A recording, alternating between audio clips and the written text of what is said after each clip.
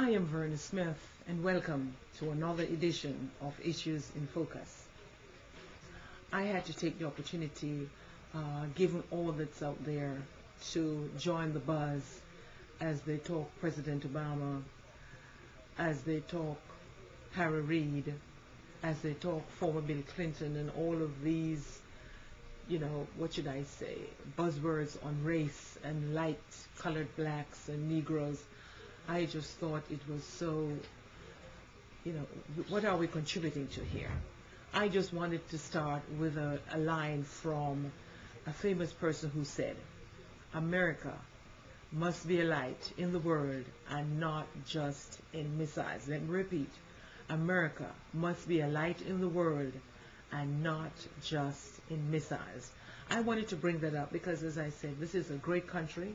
We're one of the largest democracies in the world. As it stands, we lead the world. Yes, this country has had a history with slavery. We've had a history that some of us don't want to talk about because it's so uncomfortable. I am a dark-skinned black female. There are light-skinned females, and within the family of blacks, we know that light skin has one meaning, but hey, we're trying to get over that because really it means nothing.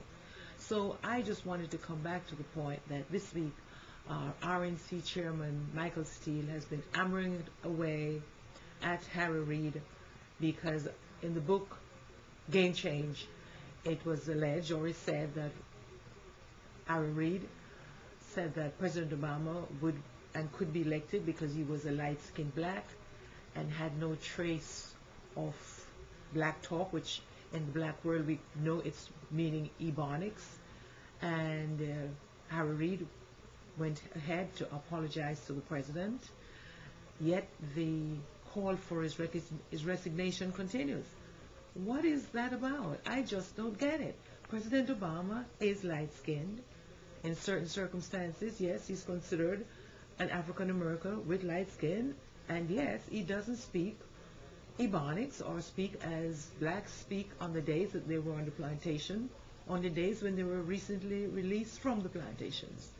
All of that has to do with education and misconception of who people are. As I said, I am dark-skinned, and I'm sure there have been times in my life that I might have been passed over because I'm dark-skinned, but so what?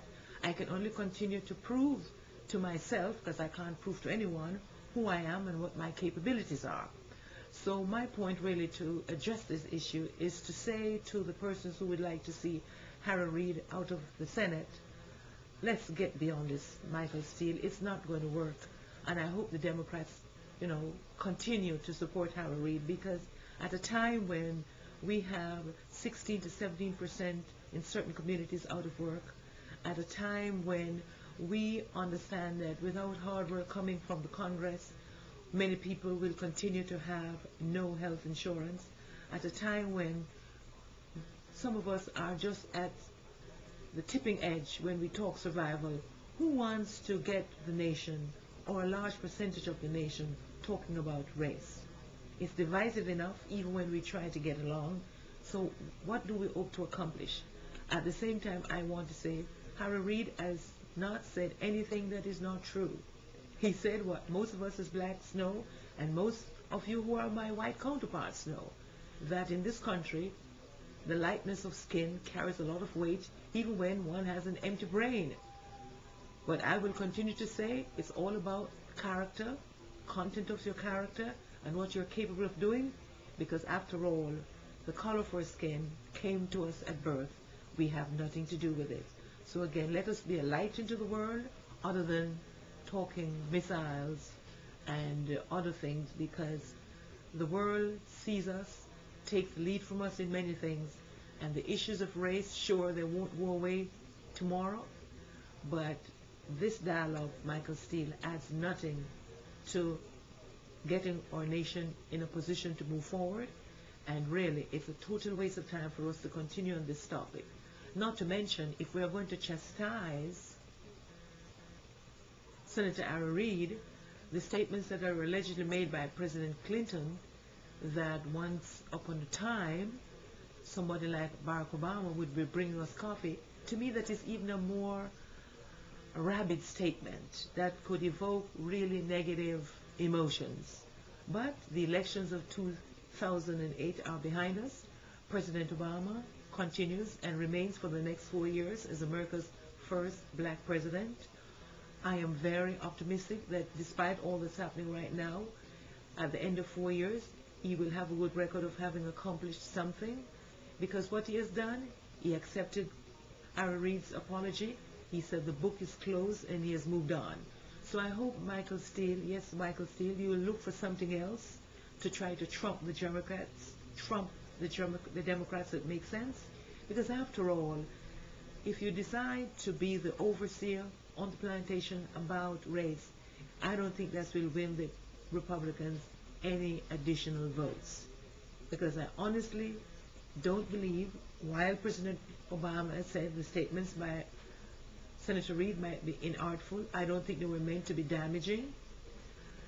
And I think that he has apologized, and the President has been gracious enough to accept that apology. And it's for the Democrats to decide if they want to keep their leader. They were not the ones who got rid of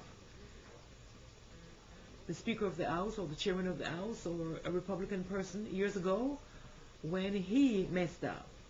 All I'm saying, let's get back to the issues of the day that are of importance to us as we talk the economy, the need for more jobs, as we talk healthcare, as we talk about energy, depending less on foreign countries for oil and all that we need to keep us going as a great nation, and of course talking about how we can get out of Afghanistan, get Iraq moving so that our domestic agenda can be fully attended to.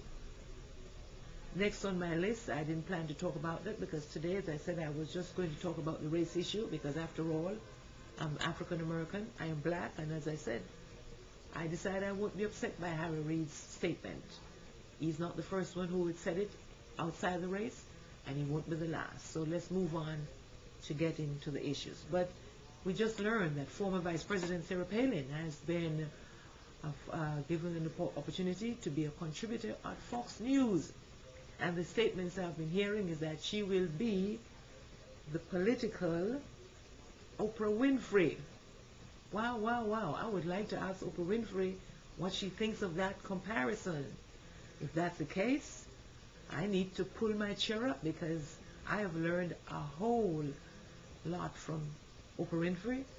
Oprah Winfrey has been a lightning rod on information, and if Sarah Palin is going to be doing that, I'm going to be seeing yet another side of Sarah Palin, because as a female, I have to tell you, I've been awfully disappointed by Sarah Palin thus far, and I do want to see a female as President of the United States. But so far, I'm still waiting for Sarah to get started. That said, there was an NBC Wall Street poll, and 57% of conservatives said they were very happy with the former not vice president, the former, I should say, person who was afforded the opportunity to be the vice president, Sarah Palin. 57% of conservatives seem to be happy with her. Great. But let's kid ourselves. Conservatives alone cannot win the White House for the GOP. They will have to try to reach out to independents and Democrats like myself, who from time to time, when we feel like it, we cross lines and vote Republican if we feel the issue is right. So all I'm saying is that I'll be watching to see how Sarah performs. I'll be watching to see if Sarah does become the political Oprah Winfrey. And I'll be watching to see if Sarah Palin makes women like myself, who labored in college and tried to get educated, we really do and can say that we are not here about our personal features. We are here because of what we are able to offer to society. So again, let's call quits Mr. Michael Steele to the topic of race. It's not going to bring the nation together. If anything, it might become more divisive. And as I said, if Sarah Palin is going to be the political Oprah Winfrey, I'm waiting to join the queue. So again, this is Verna Smith.